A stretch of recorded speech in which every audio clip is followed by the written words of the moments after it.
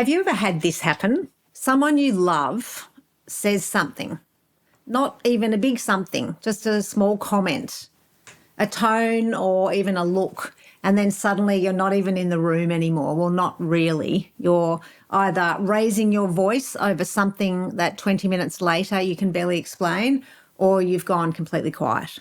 You've shut the door, left the conversation, even though you're still standing there. Or maybe you're the one over-explaining, justifying yourself for the third time. Or perhaps you're the one who can't let it go until it's resolved right now, tonight, and even if it's midnight and everyone's exhausted. And afterwards you think, why did I react like that? That wasn't even a big deal. So here's the thing. It probably wasn't about the thing. Most of us assume relationship conflict is a communication problem. Say it more clearly, use the right words, read the right book on how to argue better. And sure, communication matters a lot. But what I think is actually going on most of the time is something underneath that, something much older. So there's the issue and there's the pattern. The issue is whatever you're actually arguing about. Whose turn it is to do the dishes, about being late, a comment about your mother, someone said something at dinner in front of your friends, whatever it is. The pattern is what happens in your body and your behaviour once that issue lands. And the pattern is what I'm referring to as being much older than that moment you're actually reacting to. Because the people closest to us, partners, family, sometimes even close friends, they get a version of us that almost nobody else gets. Like, you don't snap at your barista like that. You don't shut down with your boss like that. You certainly don't need your colleague to reassure you 3 times a day that everything's okay. So why do the people we love the most get our least regulated selves? Honestly, it's because they matter the most, and because closeness, real closeness, brings us right back to the same very old wiring about whether we actually feel safe, whether we're going to be left or whether we're too much or not enough. That's attachment. And I don't mean that in a jargony therapy speaky way. I just mean that very early on we learned something about what closeness feels like, whether it's reliable, whether it disappears when we need it, whether it comes with conditions. And so your nervous system did not forget that. It just filed it away. So now, decades later, your partner goes quiet for a bit too long, and some part of you, not the sensible, articulate part, the much older part, goes, here we go again. Even if again isn't actually true this time.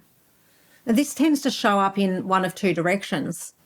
Most of us have a default. Some of us pursue when things feel uncertain or disconnected. We move toward the other person. We ask questions. We want it fixed now.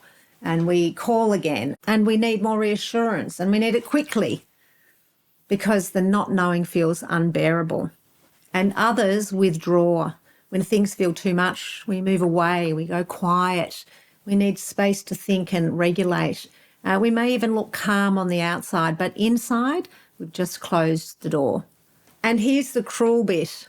These two attachment temperaments, those that pursue and those who withdraw, very often end up together. So one person moves closer and the other one moves further away, which makes the first person move even closer still, which makes the other recoil even more. Neither person is doing anything wrong exactly. They're both doing the thing that has always helped them feel a bit safer, a bit more secure. It's just that together it creates the exact dynamic that neither of them actually wants, a volatile dynamic. So what do you do with all this? The first thing, and honestly the most important thing, is this: to remember that you cannot resolve anything while you're reactive. And I really mean that. When your nervous system is activated, when your heart rate's up and you're tense and your mind's already 3 arguments ahead, you are not in a state where good judgment and empathy or clear thinking are available to you. And that's not anything to do with your character or your intelligence. That is just how a stressed nervous system works. Blood moves away from the thinking part of your brain and towards the part that's trying to keep you safe. So trying to resolve something while you're in that state is a little bit like trying to have a calm conversation when a smoke alarm's going off in the background. You're just not going to get the outcome you're after. You'll get louder or quieter or further apart, but not actually resolved, which is why regulation has to come before resolution every time, not instead of resolution, before it. So what does that actually look like in the moment when it's happening? I want to give you something really simple, not because relationships are simple, they are not, but because in a reactive moment, you don't have the bandwidth for anything complicated. You just need to pause and breathe and notice what's happening and soften your language in your mind and your energy, and then choose a wise, values-aligned action. So that means don't send the text, don't say the next sentence, don't walk out the door. Just wanting you to create a little space between that triggered state and what you do next. Take a breath, long, deep breath in, another little sniff at the top, and then out of the mouth in a sighing, audible sigh to really let the stress in the body dissipate. And then you're really just practicing noticing what's happening in your thinking brain, in your body. Where are you tight? What's the story that's running and being written about what's happening and what it means? It might be, they don't care, I'm being dismissed here, this always happens. I just want you to notice that. You don't have to believe it yet, just notice it. And then choose a values-aligned step. Don't allow the automation to run. Sometimes you might need to say, look, I'm going to need about 20 minutes. I want to keep talking, but I really need to settle myself down. Sometimes it might be asking a genuine question instead of firing back a defence. Sometimes it's simply just staying in the room when everything in you wants to leave it. None of this means that you'll never react, because you will. We all do. I still do. This isn't about becoming some perfectly regulated person who never gets activated. I'm not sure that person exists, actually.